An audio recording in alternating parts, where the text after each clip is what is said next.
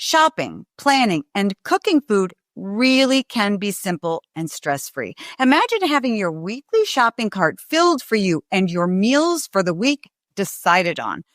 Taking all of that work off my plate is why I love Hungryroot. Fall is in full swing, and between work, family, and everything else on my calendar, I'm trying to make life a little simpler. That's why I turn to Hungryroot. Hungryroot takes the stress out of mealtime by filling your cart with personalized picks and planning your week of meals, getting smarter with every order. With over 15,000 recipes to choose from each week, many ready in just 15 minutes or less, and a wide grocery selection, it's easy to find options that fit your whole family's tastes and nutrition goals. Last week, I had their yuzu baked salmon with asparagus, and it was absolutely delicious, light, flavorful, and ready in minutes. I didn't have to think, plan, or run out of ingredients. Hungryroot just knows what works for me and helps me eat well, even when life gets busy.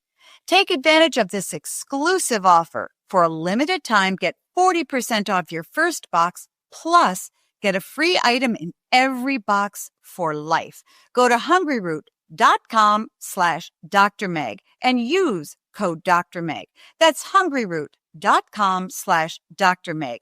Code Dr. Meg to get 40% off your first box and a free item of your choice for life.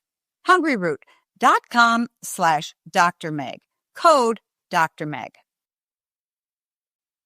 Audible's romance collection has something to satisfy every side of you. When it comes to what kind of romance you're into, you don't have to choose just one. Fancy a dalliance with a duke, or maybe a steamy billionaire. You could find a book boyfriend in the city and another one tearing it up on the hockey field. And if nothing on this earth satisfies, you can always find love in another realm. Discover modern rom-coms from authors like Lily Chu and Ali Hazelwood, the latest romantasy series from Sarah J. Maas and Rebecca Yarros, plus Regency favorites like Bridgerton and Outlander. And of course, all the really steamy stuff. Your first great love story is free when you sign up for a free 30-day trial at audible.com/Wondery. That's audible.com/Wondery. Parenting can feel like a pressure cooker, especially when your child is struggling and you don't know how to help. It really is about parents actually working on themselves. How do you regulate as a parent to therefore be a model and be in a place of being able to co-regulate your children? Welcome to Parenting Great Kids. Here's your host, Dr. Meg Meeker. Welcome, Kahlila and Sarah. Thanks for joining me on the show today. You have a brand new workbook. So tell us about the workbook. Yeah, so Sarah and I have worked with kids and families for years and years and have worked with hundreds of kids and families at this point. And we found that we could not find a go-to source that we felt really good about that really reflected our kind of values as therapists, what we found has been most helpful for parents and families. So we decided to put together our own resource. It's called the Self-Regulation Workbook for Children ages 5 through 8. It's published through Ulysses Press, and it contains all of the useful concepts, strategies, tips that we've used both in our own families and with the families that we've worked with through the years. And it really, the title of the book is not misleading, but it really is about parents actually working on themselves. How do you regulate as a parent to therefore be a model and be in a place of being able to co-regulate your children? So although it's titled for children, it's actually meant to address a lot of parents and the struggles that parents have. Mm-hmm. And it's fun. It's actually there's a lot of activities in there that you can do with your child. And there's a couple of activities in there for kids to be able to do themselves to learn more about their own emotions. I'm so glad that you did that, because the title is a little bit misleading, because I was imagining with your pencils. That's going to be a little hard. But you're absolutely right. If ever I see a child who has anxiety or depression or so forth, I always like to talk to the parents and see what's going on at home, because it's never in isolation. Kids' difficulties are never in isolation. You talk about emotional contagion in families, that kids often mirror our emotions. And so when we're stressed, they feel it too. What are some simple ways that parents can stay calm in a moment when kids are melting down or having temper tantrums, or there's just chaos around? What do you say to parents who are having a hard time staying calm in the moment? Yeah. I actually have a really good example of this morning that kind of feeds into this question, and I can give some strategies for parents. I'll share some. So this morning was a doozy of a morning. It was totally unexpected obstacles, left the house late. We're here in New York City. The subway system was kind of shut down by the time we got to the train. I was kind of stuck with my daughter, not sure how I'd actually get her to school. The no taxis were coming. The Uberers were exorbitantly priced. And I had to do a lot of coaching, internal coaching from myself. So I have some go-to phrases for myself when things like that happen. One of them is life happens, right? I try to shift the expectation that I put on myself or my child. So of course, I wanted to get her to school on time, but I said to myself, it's okay if we're a few minutes late. Like, we can deal with that. 99% of the time, she's there on time. Today is an exception. That's okay, right? So shifting the expectation a bit and accepting the new reality and being okay with that. Coaching yourself through that in your own mind can be helpful. So I did a lot of that this morning, and then I was able to problem solve and kind of talk out loud and narrate for my daughter, like, how are we going to do this? What are we going to do? Eventually, we figured out a solution that worked pretty well. And then we were on our way to school, almost there, and I noticed that she was just talking and making all these observations and chatting, and I was like, wow, she's really talking my ear off. What's going on? And I dropped her off. Afterwards, I realized, like, she didn't actually absorb the stress that I was under. She didn't really pick it up. She was kind of in her own world. She could focus on herself and her observations and do it. And I have, in contrast, noticed other times where, like, I'm really, really stressed out. I'm not really containing it that well. She's more quiet. She's like silent, right? She's more quiet. It's like she doesn't have the space to kind of focus on her own stuff. She's maybe focusing on me, or, doesn't want to get in the line of fire, kind of a thing. So I thought that was really interesting to see her just talking up a storm, even though it was a pretty stressful experience. Yeah, I was just going to say, it really reminds me of the research. If we're thinking, Kahlila talking about an everyday moment. We all have these: getting up, getting ourselves out the door to work, and kids to school. But when you look at the research about trauma, actually, if children are with their parents and their parents are managing their emotions, even if they're stressed and it's hectic, even really big things. We had 9/11 here in New York at one time. Kids aren't that traumatized. They're actually under the umbrella of their parents, and they're watching their parents to see how their reaction, and the kids can move on when the parents are able. So there is no contagion, right? Sometimes it is going to happen. You're in these situations, and kids can learn how to manage stress. I loved Kahlila's phrase, I have my own.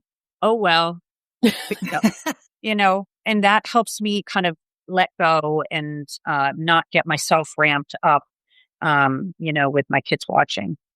I think it, points to a sense that probably the three of us live with, and I know a lot of moms out there live with, is that every day we need to, make everything okay and get there on time and make sure we have this done and make sure we have that done. We live with this sort of internal drive, sort of. I think of it as being sort of on the train, and the train gets faster and faster, and just sort of say, it's okay if the train slows down or we fall off. It's going to be okay, Right. Because it is going to be okay. But there's something that's drives us internally, I think, to make sure we get our child to school on time every single day of the school year. Well, that's just not very realistic. Right. Now, a lot of times parents, if they're mothers who are listening, and they think, well, it's great, but I live with a lot of internal conflict. My job is very stressful. My husband's really stressed. And I'm living with a lot of stress. If a parent is constantly sort of on edge or anxious or angry, or kind of a control freak, what effect does that have on the child? And does it matter? Does the age of the child matter? I think even a newborn can pick up on a very anxious parent. Kids have different capacities at different ages. And of course, in the workbook, we're talking about just 5 to 8. But yeah, I think it does. I think it makes a child anxious. Mm-hmm. It's always sort of the opposite of what I was saying. If you have this umbrella of confident, calm, then it's, but if everybody's frantic around you, kids, they look to their parents. Kahlila and I have different images that we like to think about for parents can sort of model, which I like to think of a flagpole. You're the flagpole, the child's the flag. If you have 2 flags going in the wind. Yeah, that's a great image. It's a great image because the flagpole is really just standing upright and pretty steady. And I think, that's wonderful. Now, a lot of it, we hear about the amount of anxiety on the rise in kids and depression, particularly post-COVID. Can you talk about that a little bit and why you think that's happening in young children? Our world got turned upside down. Our routines went out the window. The structure that we had was no longer existed. There was so much uncertainty in the air for so long amongst most of us, right? No one really knew what was going to happen. It was dangerous. It was scary. So some of the kind of worst feelings you can feel kind of all kind of rolling together. So when it happens at the adult level and the adults are stressed and in an uncertain place, it can certainly trickle down. And kids need the routine and the structure and the predictability to feel safe and well-regulated themselves, right? That really helps kids to be able to know what to expect, right? Because there's so much kind of that's unknown to them in kind of a developing mind and growing up. So to have a sense of what to expect is a really helpful thing to feel inside. And when that is kind of thrown all away, it can certainly build anxiety. And no one had real answers for a really long time, right? No one could provide real reassurance for a really long time. That also helps. It's all going to be okay. Or we know by this date, we'll be back to normal. Like we had no idea. So we had a real shift in routines, routines and structure, and also just kind of assurance of what life was going to feel like. So I think that had a tremendous amount to do with it. Yeah. Yeah, I agree. And I think that a lot of kids, well, you tell me if this is true, kind of one of the things I saw, kids heard so much about illness and death and even on television. And maybe they didn't worry about their own death, but the death of their parents. Or what if my mom gets sick? What if my dad gets sick? And I saw a little bit of angst around that. And I think that can certainly have contributed to the anxiety. Talk about self-regulation. We hear a lot about that. Kids just don't have the regulation of their emotions. They're younger. How does a child develop emotional self-regulation? So the main way they develop it is through co-regulation. That's how they learn, right? So like you're talking about a newborn, Sarah, for our first experiences of being kind of soothed and calmed and shifting from a state of discomfort to comfort comes from outside of us, is through the process of co-regulation. We can coach them through things. We can support them in figuring things out. Kids can learn some skills. Yeah. And I think the parents, as Kahlila was saying, they're really reinforcing, right? Your child has a big fit and then they calm down. Then the parent looks happy. And the parents consciously and unconsciously reinforcing just, the child's steps that they're taking for themselves. Because, right, with a baby and and bounce them. But when you have a 7-year-old, you can do some of that, but they're also going to be starting to look within themselves to manage their emotions. Yeah. Mm-hmm. I think it can be hard for many parents of, say, a 7 or 9 or 10-year-old And they've got multiple kids and there's a lot of stress at home and the child starts to act up and they, disobeying or whatever you want to call it. Parent asks them to do something and they say no. And the parent starts to get angry and angry. And how does a parent sort of keep things from escalating? And is it important? Yeah. I mean, one of the things to keep in mind is sometimes you'll be able to de-escalate and sometimes you won't. And the times that you really lose yourself as a parent, just know that they happen to everyone. They happen to the best of us. They happen to child therapists, themselves. And that you have to consider that that's a part of a normal, healthy relationship and that you repair afterwards. So that's something to hold in mind. What we recommend for when you're escalating is to really try to pay attention to what you're feeling in the moment where possible, right? So it's about self-monitoring and you want to start to pay attention to your internal dialogue, like, oh, I'm getting frustrated. I'm getting angry with my kid. I'm getting angry with myself. You're going to start to pay attention to your bodily reactions. Oh, I'm slamming the can on the counter. I'm really getting heated, right? Yeah. You really want to be able to pay attention to it because if you can catch yourself as you're escalating, that's when you're going to have the best opportunity to say, okay, wait a minute. This is a time where I think I need to try some de-escalation strategies, right? So main thing is see if you can observe yourself as you're escalating, right? And if you have a 7 or 8 or 10-year-old, you know when you're escalating by then, right? Oh, yeah. You know what your cues are, right? And then you're going to say to yourself, you can coach yourself. You can say, okay, this is a hard moment. You could do some self-talk. This is a tough moment. I know I can get through this. You can use some physical regulation strategies. You can, one of Sarah's tips is to put your head in the freezer for, a good 30 seconds just to get a sensory shock to your system. Like when you do something sensory based, it helps you stop thinking about what you're thinking about and just focus on the sensory experience. So that's what you can trade off if you have a partner in the home. Hey, I'm freaking out right now. I need to just trade off with you. Would you step in? Right. So you can do that. Anything else come to mind for you, Sarah, if you're getting heated? I think I really love what you're saying. Like every person, just like every child is different in terms of what calms them down. My mom was she would read her book and plug her ears. Actually, she would play her accordion. Actually, we were 4 children. It was very chaotic in our house. We had lots of friends over. But what I think is really important, what Kahlila is saying, is it's on yourself. Right? Your child's going crazy. It reminds me, I have 2 dogs, and one of them loves to bark at me for attention.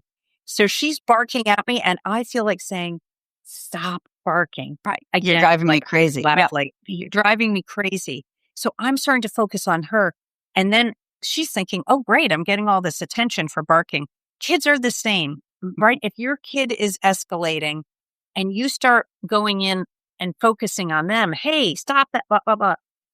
That's not going to help, right? Or not help very much. Maybe a quick word. But what Kahlila is saying, take it back to yourself. Think, can you stay calm? Can you figure out a way to kind of exit the intensity of this escalation? Yeah. And, that's going to be a lot more effective. The calm, then you can think to yourself, what you might want to do then, what you might want to do later. Yeah. One more thing I will add, if you really feel on the edge of lashing out on your kid, in terms of yelling, right? Or whatever, the best strategy is to do nothing. Just willing to do nothing. Oh, so you mean, if you're going to yell, just allow yourself to yell or just to walk away? When you say do nothing, what do you mean? You can stay where you are. You don't necessarily have to walk away. If walking away works and is practical to do, sure, that can help. Meaning, don't say anything. Okay. Yeah. You don't have to move your body, but like if if you can stay calm, that's the best way to de-escalate the situation. So again, if you're feeling like, wow, I'm seeing red, I'm about to lose it, and you can't walk away, you can say to yourself, okay, the best thing for me to do is actually just to say nothing. Say nothing and do nothing. Mm-hmm. I'd like to do the dishes then. Well, that helps me do say nothing. Yeah. Something physical helps me to stay calm because agreed that is one of the very best strategies, not responding. And the freezer trick. I love it. I love it. In Ice northern cubes. Michigan, all we have to do in the wintertime is just open the door and stick our head in the snow. It can be very helpful. It's interesting because kids have so many different so many different personalities. We have 4 kids and grandkids, and they're just so different. I mean, and some are hard. I mean, they know exactly how to get under your skin. And then these other delightful ones are just hugging you, and they're just sweet, and they always want you to read them a book. And so I find myself, you're reacting very differently to the kids. And then sometimes to the kids that are tougher, you feel like all you do is say no, no, no, no, no. And then the other ones, you feel like you really need to say no.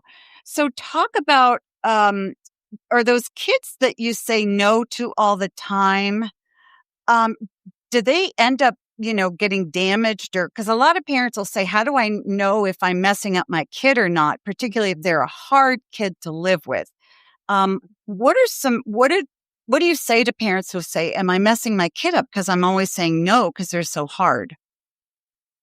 I would suggest a couple of things, but one of them would be have a conversation with your kid about it. Be like, yeah, I noticed myself saying no to you a lot. What's that like for you?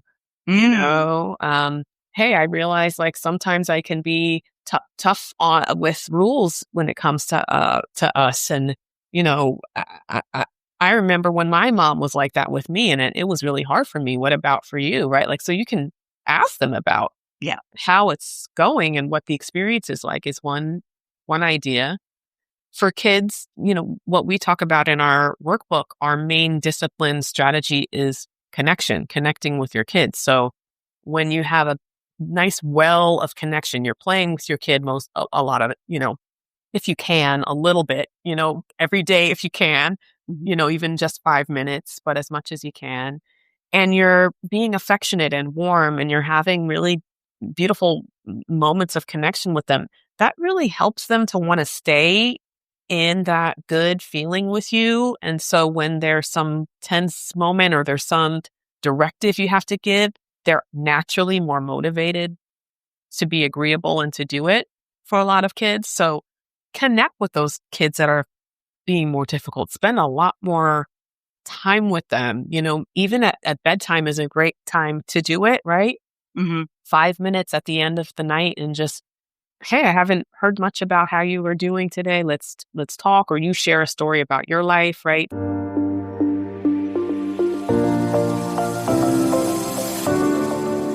Fall is my favorite season. Apple orchards, warm soups, grandkids jumping in leaf piles. But let's be honest, it's also when life gets busy. Between back-to-school routines and holiday prep, cleaning my house was the one thing I just couldn't keep up with. And that's why I booked a cleaning with HomeAglow. It was such a gift. HomeAglow is a top-rated home service platform dedicated to making your space clean and tidy. With their easy online booking, I was able to schedule a background-checked cleaner in my area in just a few clicks. No stress, no time wasted. It felt so good walking into a clean, peaceful home, like I could finally breathe. Honestly, it's been great for my mental clarity and energy. And with their Forever Clean membership, I can book unlimited cleaning starting at just $19 an hour. Take home cleaning off your plate this fall by using HomeAglow. Head to homeaglow.com/Dr. Meg to get your first 3 hours of cleaning for only $19. That's HomeAglow.com/Dr. Meg. Thanks so much to HomeAglow for sponsoring this episode. Don't put it down. Put it up, way away, away. As a parent, I'm always looking for ways to help my kids manage their big feelings and stay focused during the day.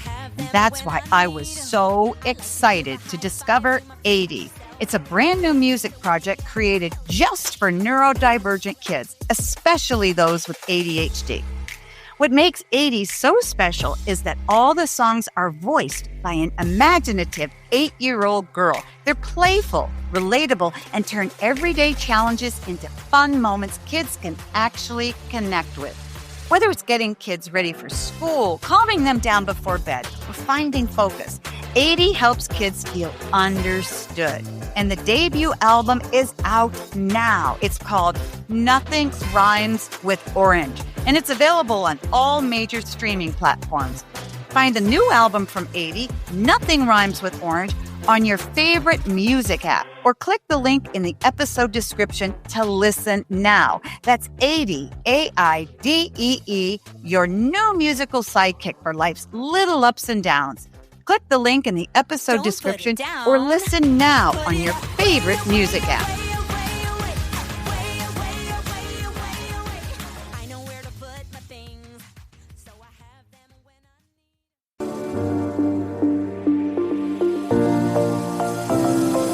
I need. Connecting with kids that might be more, and putting in quotes, difficult is a hugely important strategy to use.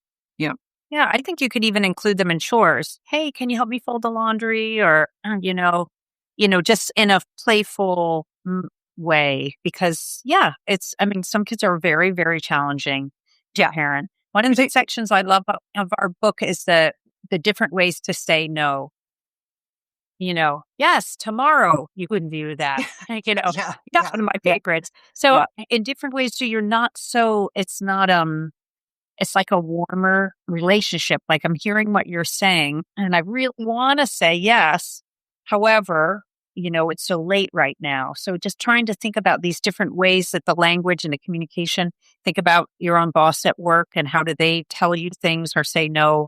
And how can you maybe bring in some of those things that feel good to you, to your own family relationship? So you're really talking about a lot of self-reflection and the ability of the parent to look inside themselves and go, wait a minute, how would I feel in this situation? I'm strong-willed, and what would I want somebody to do? Let's talk about what kids really need. And I think that this comes up a lot in my conversations with parents because they're, I'm so tired. My kid needs to this and my kid needs to go here and my kid needs to, be in the orchestra and so forth. But we know that it's a lot deeper than that. So can you talk about the core needs that every child has to be emotionally healthy? I think you need a close connection with one adult in your life. Hopefully it's one of your parents, or both of your parents, but could be a grandma or an aunt, whoever you're parenting. You need to have one close connection. That child needs to really feel that they can count on you. And also you need to feel competent, right? I think it's wonderful to join the orchestra, but you can feel competent just helping at home. Yeah. I remember in my house growing up, I was the kid who, when we got something from Sears at that time, like a barbecue or something, I put it together. My mom's like, oh, could you put this together? It made me feel really great and special in the house, and so I think building that sense of competency and helping your kids get through what Harvard University, the Center on the Developing Child, calls manageable threats. Kids need to be able to, not have done their homework and get to school and manage the situation. Figure out what to say to the teacher, and that's going to help them then make better choices. And if the parent's fixing everything all the time, the child, isn't going to feel competent again. And so there's a lot of extras in our lives now in the United States that it's just amazing and wonderful to build these, special skills, I guess I'll call them. But honestly, you can live on a farm and become a really wonderful human being. Of course. Yep. And learn. For parents to imagine that their child will be in a stressful situation and know that maybe if I help, I can help them avoid that experience, right? And so we want to make mindful, reflective choices about that, right? It's actually good and important for, as Sarah was saying, for our children to experience mild levels of stress. That's how they grow. That's how they learn. That's how they figure out problem-solving skills.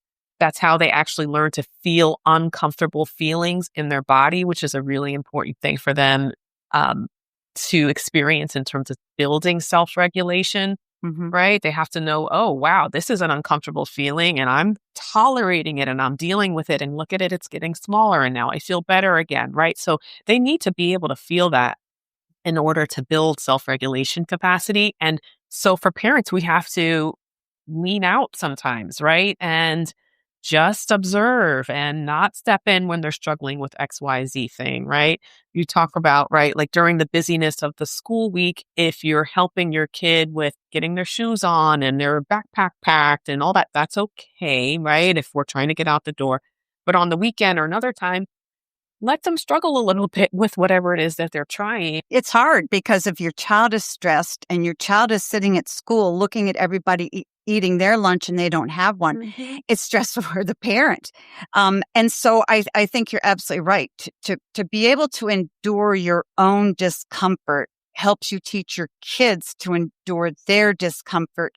Now, talk to us a little bit about kids being mean to one another, because we know in classrooms, no matter what age kids are, 8, 10, so forth, they're going to feel left out. They're going to feel hurt by another child, particularly girls and girls. I was left out of the sleepover, or so-and-so didn't invite me to the party. How do you help kids deal with stresses like that? Because those are the stresses that'll really get moms upset. And I've heard moms say, I'm just going to call that girl's mother. I say, you really can't do that. But how do you help kids deal with stresses like that? The first thing I would say is for the kids to have the message that it's such a good idea to talk about that, right? And so if a child was bringing that up to a parent, or my daughter bringing that up to me at home, I'd say, I'm really happy we're talking about this. This is such an important thing that we're discussing, because you really want to give them the message that whatever you're going through, you don't have to endure it alone. You have a safe place. So I think that's almost more important than solving the problem at school, is like, this is when you seek help, right? And this is a good thing that you're actually speaking up. And then and then you can be empathic about it, and you can help talk it through with the child about, what's in their best interests, right? How do they want to express themselves? How do they want to deal with the situation, get their ideas? You might want to do a little role playing, with your child to help them feel more empowered. So those are the main things that I would say. And I do agree that, right, like, oh, let's change the classroom, or let's make sure, you never see this child again, right? Like, that's just not happening in the real world. You're going to have to encounter people that are tough to deal with. And so I think there's always like an extreme situation where, you would use that level of intervention, but most of the time, think it through. You could absolutely handle it on the adult level with the teacher or the other adults that are involved, in terms of getting more observations and coming together as an adult team, to try to address the situation. Those are the thoughts that I have. I remember recently my granddaughter, this happened to her. She's 11, and she was invited to go to a sleepover with a friend, and then the friend changed her mind and wanted to invite somebody else. And it really hurt my granddaughter. And as soon as she told me, I thought, I can't believe it. I'm going to call that mother up. But I didn't. And I said, oh, must be really disappointing. And she said, and I said, that kind of thing used to happen to me when I was young as well. Beautiful. But I was literally trying to be very intentional about how I responded and how I had to act against my grandparenting instincts, which was just to call somebody screamers. But you can't do that. Talk about emotional wounds. You talk about helping kids heal from emotional wounds. What are the most common types of emotional wounds that you see kids enduring? The biggest wounds come from kids who didn't have good early caregiving, right? So that's, but most of your listeners, I imagine, are caring for their own children. And then, so they're going to have a good relationship. But I think, I think all kids feel lonely sometimes. Loneliness is a really, like your granddaughter even being left out of something. You feel left out, and that to me drives a lot of unhappiness or even bullying behavior towards other kids because kids feel lonely. And I think, so all the things that we're talking about today is connecting with your child. What all the parenting research shows that really an effective approach is making sure your child feels understood and accepted. Mm-hmm. Right. And that is sort of the opposite of emotional wounds. Like bad things are going to happen to all of us. And but with your granddaughter, you helped her work through that. So now she has a little template for next time, something doesn't go her way. Mm-hmm. Yeah, I'd add, because we work with adults too, and I've worked with a lot of adults who've had trauma in their childhoods. One of the things that we hear a lot about are not being able to express authentic feelings, being shamed for feeling sad or mad, or boys don't cry, or even joyful, right? Not being able to be expressively, outwardly happy and joyful can really be wounding, can really shut down people's access to their authentic feeling states and their ability to connect intimately in intimate relationships. So, that's something I would always consider in terms of acceptance. All of you, we love all parts of you and all of who you are. And not any part of you needs to shift or change because I'm uncomfortable with it. Mm-hmm. Right? Mm-hmm. Because I think kids can feel wounded when they're not accepted by the people that are closest to them. Right. Now, talk about, if you would, those, the years before 5 or the years when kids are 1 or 2, whatever. A lot of parents can't be with their kids as much as they want, and they go to daycare, or maybe you've got one parent whose job takes them away for weeks at a time, and another parent who's still working. Do kids, when you say that kids are well cared for during those early years, I think a lot of parents are a little confused as to what does good care look like, and how do I know I'm doing enough of it with my 2-year-old when they don't really communicate that much with me? How do you know that the caregivers are really doing a good enough job? I guess what I'm saying is, what kind of needs do kids have in those early years that and can a caregiver other than a parent meet those needs? And are they different than if a parent does it? Right. I'd just say, I think, humans are very adaptable, right? We are used to having our parents take care of us and then other people in our community. So I think, you have to keep that in mind. And when I'm saying poor early care, I mean like abuse and neglect, living in an orphanage or things like that. So I appreciate you clarifying that. But I think hopefully you wanted to maybe add something. Yeah, I think you're talking about like kind of secure attachment, but I think you're right. Sarah, that's a great point about human beings being adaptable. For parents who work a lot, travel a lot of times we've heard both of us together have heard parents say like, I'm hurting. Like this hurts to be separated from my child so much, or it's bothering me, or, I just feel like we haven't connected. I think that's a really good time to say, you know what? It's okay if you're missing half a day of school tomorrow, or I'm going to skip the meeting and instead spend the hour, even the hour, with my child to fill us up again and nourish our relationship. So when you feel that kind of angst inside as a parent, like, oof, this hurts. There's been a lot of separation. That's a really good sign to say, you know what, as soon as possible, I'm going to prioritize, even if it's literally, we'll even say half an hour of unstructured, just focused presence with my kid to support our connection. And that can make a really big difference. The reason I ask is because there are a lot of mothers, particularly younger mothers, who are, with this guilt thing, trying to struggle with, okay, how much is enough time? And if my child is with a daycare person, even if it's a really nice person, 8 hours a day, and then I'm home with them in the night, how do I know if they're going to attach to her, attach to me? There's this real tension that moms live with about, how much time away is okay and how much time is not okay, because they read about attachment. So can a young child, we'll go back to the 2-year-old, make good attachments with the parents and also attachments with a caregiver? Does attaching to one person take away from attachment with another person? No. And actually, most attachment is formed in your very early time before 2 years old.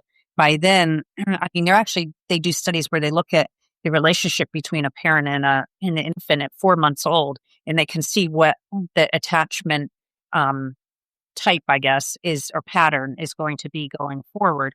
But what I always love to say to parents especially who adopt very traumatized children, this is true for any parent, attachment styles can even change in adults.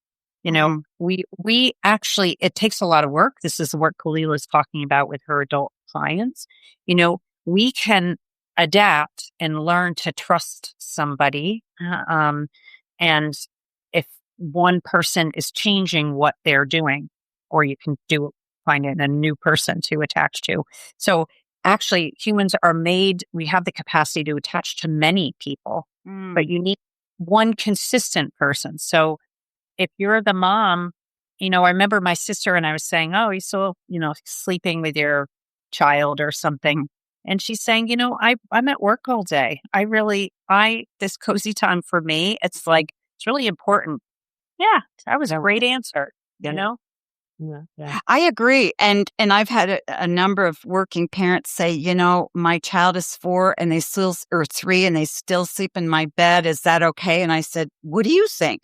And they say, well, I think it's okay. Then it's okay, because I don't think we don't need to parent in a box and say, okay, your child needs to stay in his bed after 2 or once he's in his crib. There are a lot of ways to do it well. And I think that if it's appropriate and healthy and the parent, that's more time that they get with their child, good for them. Well, there are so many topics that I've thought about as we've been going through our time together that I'd love to do a whole show on, because I think of a lot of the patients that I have and parents needing help because a lot of kids have real attachment issues, particularly if they're adopted older. And even kids have attachment issues from their, if they weren't adopted. Yeah. So that's a whole nother show. Yeah. My guests have been Dr. Kahlila Robinson and Sarah Gerstenzang. I thank you so much for coming. This has been so wonderful. I want you to quickly say the name of your workbook again and where people can find out more of each of you and the great work you're doing. Sure. Our workbook is called the Self-Regulation Workbook for Children ages 5 through 8. Yeah, and we just really appreciate this conversation today. Thank you so much. It's been really interesting and engaging, and I want to say hello to all the people who are listening, and I hope you heard something useful. Yes. Thank you so much for having us. I stopped Googling parenting advice when I found this. Dr. Meg Meeker's PGK Insider community is where real parenting help lives. There's a reason so many parents trust Dr. Meg Meeker. Now her courses, parenting forum, and trusted answers are all in one place. The PGK Insider community. Join free at meekerparenting.com. Real answers from a pediatrician who gets it.